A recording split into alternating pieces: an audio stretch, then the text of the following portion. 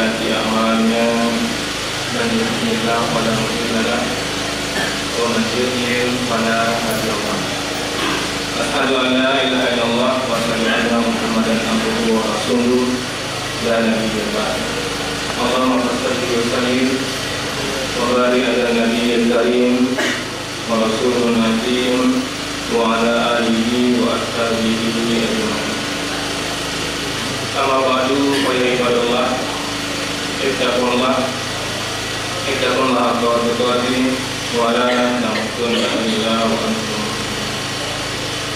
wa qala ta'ala fi kitabil karim a'udzu billahi minasy syaithanir rajim bismillahirrahmanirrahim ya ayyuhalladzina amanu la tulhikum amwalukum wala auladukum an dzikrillah wa may yaf'al dzalika fa ulaika humul khasirun wa anfiqu mimma razaqnakum min qabli ay ya'ti ahadakumul maut wa yaqulu rabbi laula akhartani ila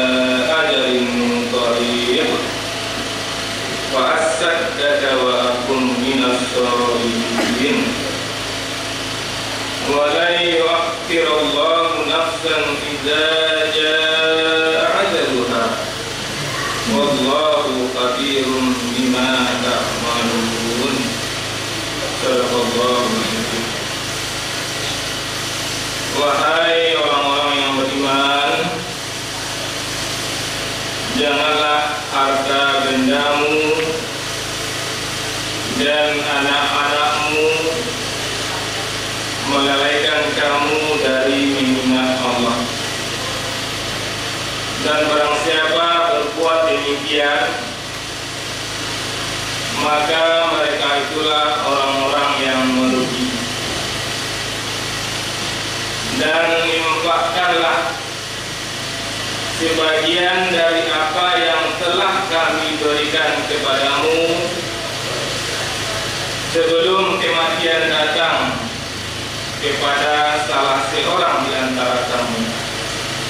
Lalu dia berkata dengan penyesalan, ya Tuhanku, sekiranya Engkau berkenan menunda kematianku sedikit waktu lagi, maka aku dapat bersedekah dan aku termasuk orang-orang yang soleh. Dan Allah tidak akan menunda kematian seseorang apabila waktu kematiannya telah datang. Dan Allah Maha Teliti terhadap apa yang kamu kerjakan. Al-Quran Surat Al-Munafiqun, surat yang ke-63. Surat ini terdiri dari 11 ayat yang kami bacakan tadi, 3 ayat terakhir, ayat 9, 10 dan 11. Kaum mukminin sidang jemaat yang dirahmati Allah, alhamdulillah kita sama-sama bersyukur kepada Allah hingga izin dalam Allah kita bisa hadir dan berkumpul pada Jumat yang berkah ini. Selawat dan salam buat junjungan kita Nabi besar Muhammad sallallahu alaihi wasallam. Kaum yang kami muliakan, surah Al-Munafiqun ya, dan berlindung kepada Allah jangan sampai kita termasuk orang-orang munafik. Karena orang munafik tempatnya di akhirat adalah di kerak-kerak neraka. Neraka yang paling bawah, disitulah akhirat. Dan berlindung kepada Allah jangan sampai kita orang munafik. Jangan sampai hari keluarga kita munafik, keluarga kita, ibu kita, anak kita, kerabat kita, teman kita jangan sampai munafik. Orang munafik ini susah mempredisinya. Kiraan kita dia di sana, kiraan kawan, ternyata dia kawan. Tidak sama yang di luar dengan yang di dalam. Dan kepada Allah, jangan sampai kami ya Allah, keturunan kami, bapak kami, kami kemudian ayat 9 dari surah Al-Munafiqun ini, yaitu Allah menyeru ya, yang diseru itu siapa? Yang diseru itu orang beriman. Berarti seruan ini untuk orang yang beriman. Kalau dia tidak beriman, seruan itu bukan untuk dia. Berarti seruan ini insya Allah untuk kita yang hadir pada siang yang penuh berkah. Hanya yang ulama dan masjid ini dan orang beriman. Seruan ini untuk kita semuanya. Wahai orang-orang yang beriman, seruan ini sekaligus peringatan Allah. Janganlah harta bendamu,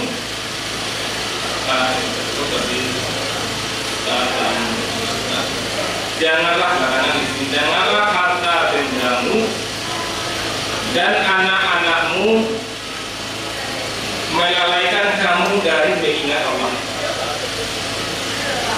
Dan barang siapa yang berbuat demikian, maka mereka itulah orang-orang yang merugi. Faulaika humul khasirun, maka mereka itulah orang-orang yang merugi. Tapi berkeyakinan betul, siapapun kita pasti tidak ingin merugi. Siapapun kita pasti ingin sukses sebagai apapun kita, apapun profesi kita, pasti tidak ingin sukses di profesi kita. Dan Allah menyampaikan bagi orang yang karena hartanya, karena anaknya lalai di hadapan Allah Subhanahu wa taala, orang ini khasirun. Orang ini merugi. Jadi kita rasakan, ada nggak kira-kira ketika kita mencari harta lupa kita Allah? Lupa di sini apa? Lupa di sini banyak kamu. Lupa ketika ada memandang yang masih asing mencari harta, itu lupa ya. Lupa dan juga itu tidak hak kita. Kita ambil, itu juga lupa melupakan Allah di situ. Dan harta, kita ambil harta yang tidak halal, kita lupa mengingat Allah. Orang yang seperti ini kepada Allah khasirun, orang yang merugi. Jadi kalau kita ingin sukses, pastikan ya. Harta kita, iman Allah berikan kepada kita, anak yang Allah berikan kepada kita, jangan sampai membuat kita rugi. Kemudian di ayat yang ke-10 kata Allah, wa anfiqu mimma razaqnakum min qabli, dan infakkanlah sebagian dari apa yang telah kami berikan kepadamu. Coba kau perhatikan redaksi ayat ini. Coba kau perhatikan. Dan infakkanlah sebagian dari apa yang telah kami berikan kepadamu. Berarti mobil yang di garasi kita itu bukan kepadanan kita, yang kami berikan kepadamu. Bukan ini. Dan infakkanlah sebagian dari apa yang telah kamu usahakan. Bukan itu yang Allah katakan. Tapi infakkanlah sebagian dari apa yang telah kami berikan kepadamu. Dia yang ada sama kita, ada yang ada sama kita. Walaupun secara lahirnya kita yang berupaya, tapi itu Allah memudahkan. Memudahkan jalan bagi kita. Ada orang untuk 1000 saja, tidak udah didapatkannya. Hanya orang satu patah kata bisa dapat 1 juta, 2 juta. Itu banyak. Kerjakan kan ya? Kerjakan 1 juta, 2 juta. Allah yang mudahkan ini. Dan infakkanlah sebagian dari apa yang telah kami berikan kepadamu sebelum kematian datang kepada salah seorang di antara kamu, lalu dia berkata penyesalan. Jangan sampai ya kita menyampaikan, tidak semua yang mengingatkan. Ketika ajar, ketika malaikat mendatangi kita, di situ penyesalan. Maka sebelum itu terjadi Allah ingatkan dengan Al-Quran ini. Ya. Sebelum kematian datang kepada salah seorang di antara kamu, lalu dia berkata dengan lisan, ya Tuhanku, sekiranya Engkau berkenan menunda kematianku sedikit waktu lagi. Dan malaikat sadar kita, wajar kita akan pergi. Dan saat itu kita ingat ada banyak yang sudah kita perbuat, ada banyak amal kita melontar. Mungkin orang nekat kita tidak tahu ya, kita mungkin koma atau sakit ya, jangan sadar. Orang kita tidak tahu, tapi ada dialog kita dengan Allah Subhanahu wa Ta'ala. Ya Tuhanku, sekiranya Engkau berkenan menunda kematianku sedikit waktu lagi, untuk apa? Maka aku dapat bersedekah. Mau meninggal tidak minta umur,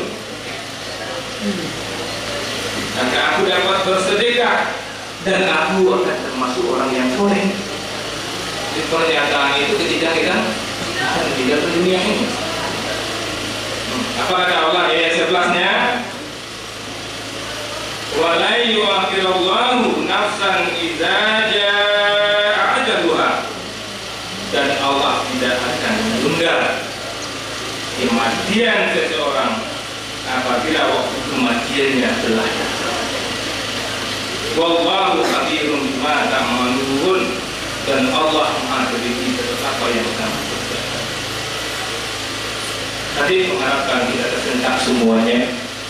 Allah telah menginformasikan ini kepada kita semua, bahwa ada satu saat nanti kita akan meninggalkan dunia ini. Jangan sampai ketika kita meninggalkan dunia ini kita menjadi orang yang tidak puas, kita minta mundur. Padahal Allah mengunci ayat yang mengatakan kalau sampai ajal itu tidak bisa mundur. Maka dalam kesempatan khutbah yang singkat ini, hadis ini mengajak kita ada sunnah hadis Rasulullah SAW, pesan dari Rasulullah SAW buat kita semua, buat tadi yang menyampaikan, buat kaum mukminin yang hadir pada kesempatan ini. Tidak kebetulan ya kaum mukminin hadir pada Jumat ini, itu izin Allah Subhanahu wa Ta'ala. Untuk apa? Untuk sekali mendengarkan pengajian ini, mendengarkan khutbah ini.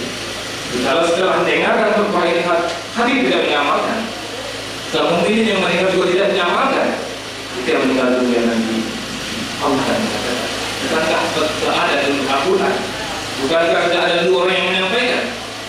Sekarang sini cepat, silakan cepat, berlindung ya kaum mukminin.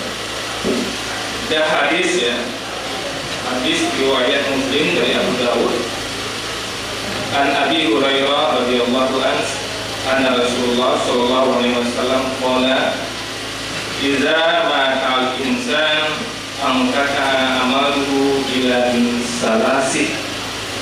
Dari pada Abu Hurairah radhiyallahu anhu, katanya Rasulullah SAW bersabda, jika anak Adam meninggal maka amalnya terputus ya, illa min salasih, kecuali 3 perkara. Orang meninggal dan mukminin habis kecuali yang kedua. Apa 3 perkara itu? Sadaqatin jariyah, au ilmin yuntafa'u bih, au waladis sholihan yad'u lah. Apa 3 perkara itu? Dan itu yang dalam sekaligus sekarang kalau kita meninggal dunia, amal itu terus mengalir kepada kita. Yang pertama sadaqatin jariyah, wakaf, kemudian ilmu yang bermanfaat, dan yang ketiga anak yang soleh yang mendoakan kita. Hadis riwayat Muslim. Yang pertama kaum mukminin sedekah jariyah ya. Sedekah jariyah itu wakaf yang manfaatnya terus-terusan didapatkan oleh yang kita wakafkan. Misalnya menanam pohon ya, menanam pohon berlindung ya, sebagai orang terlindungi, itu pahalanya mengalir kepada kita. Kemudian misalnya menghafalkan buku, misalnya bacaan buku, dapat buku, untuk baca buku pahalanya mengalir di kita. Ini harus kita upayakan kemudian, karena itu pendek ya. Tidak lama lagi kita masih akan meninggal ya. Kalau kita yang hadir di sini, kalau ada umur 50 tahun, rasanya nggak sampai lagi 50 tahun lagi hidupnya. 50 tahun lagi 100 ya. Yang hadir di sini yang umur 50 tahun nggak sampai sampai 50 tahun umurnya. Kasihnya mungkin 90% yang ada di sini yang umur 50 tahun yang akan sampai 50 tahun. Nah, itu cuma mari kita perhatikan ini dan mari kita amalkan. Jadi mereka menjalani itu perhatikan apa-apa yang bisa kita buat yang akan mendapatkan kejadian lagi. Dan berikan jalan ya, berikan anak kita untuk jalan itu juga sadar menjadi ya. Ini tidak kayak kita ketika orang itu rezeki oleh anak yang besar, kemudian ada orang ingin jalan anaknya itu untuk jalan umum, dia tidak mau menjadikan itu. Dia ketika dia meninggal dunia nanti itu pasti akan menyesal ya.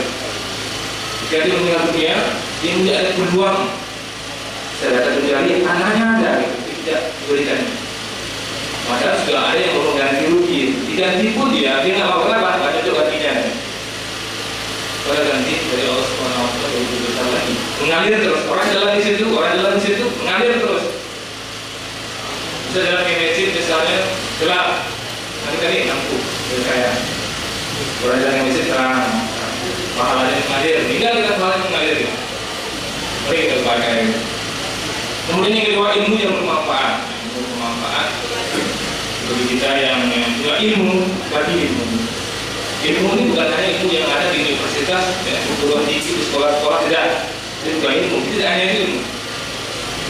Ilmu bagaimana cara berdagang dan tahu transfer ke orang itu juga pahala bagi kita. Atau kita bisa misalnya masang keramik. Ilmu pasang keramik kita ajarkan orang lain untuk pasang keramik sehingga dia tidak menganggur, sehingga gerindra dia untuk mencuri karena dia menjadi ahlian. Kita kasih ilmunya, itu ilmu manfaat. Kalau ada orang misalnya kalau dia buat dia bola langsung ditunjukkan. Kalau hasil tunjukkan saja. Di bawah itu mengalihkan bangunan, di bodoh orang itu kan mengalihkan bangunan, lepas aja orang mengalihkan bangunan itu yang nyaman, yang bisa banyak orang belanja. Jadi ilmu itu boleh buka lo, tidak ada orang yang kaya itu. Jangan tentang itu. Lagi ilmu itu, aku calonnya, komunitas. Meninggal nanti, ini sukses nih buat bangunan. Banyak yang bisa bawa karyawan, ada pahala. Jadi saya di rumah, sampai kayak di rumah, kalau ada bisa orang datang, Pak aja orang masak kok, tujuan cara memasak. Nanti itu, orang lain paling memasak, makan deh, tuang minyak, makan yang akan pahala untuk Allah. Kemudian anak yang soleh kalau begini, ya, tidak semua kita Allah berikan anak, tidak semua kita Allah berikan anak. Bagi kita yang Allah anugerahkan, Allah amanahkan anak, berkesempatan besar harta bagi kita untuk didiknya menjadi anak yang soleh. Dan bagi kita yang kebetulan tidak diizinkan oleh Allah punya anak, tidak tentu kemungkinan, karena di sini tidak dikatakan anak kandung ya, anak yang soleh, anak yang baik. Kalau kita punya anak bisa kita mengadopsi anak orang lain, atau kita bisa mendidik anak tetangga kita, ajarkan ini. Itu bisa. Dia akan mendoakan kita. Dia mendoakan kita dengan rasa malah di buku elok badan dia, ibu pernah meninggal sampai itu ya apa? Kemudian menuntut kepada ini. Ada seorang orang tua ya. Ada orang tua yang menceritakan kehidupannya. Dia panggil anak-anaknya semua, kumpul semua anak-anak. Di Papa Rasulnya tidak salah muji Papa ya. Dari waktu usia Papa, dari waktu kesehatan Papa memproduksi dalam hal hidup Papa. Karena Papa membutuhkan kalian semua di sini. Itu yang terbaik bagi anak-anak itu dalam bertiga Papa akan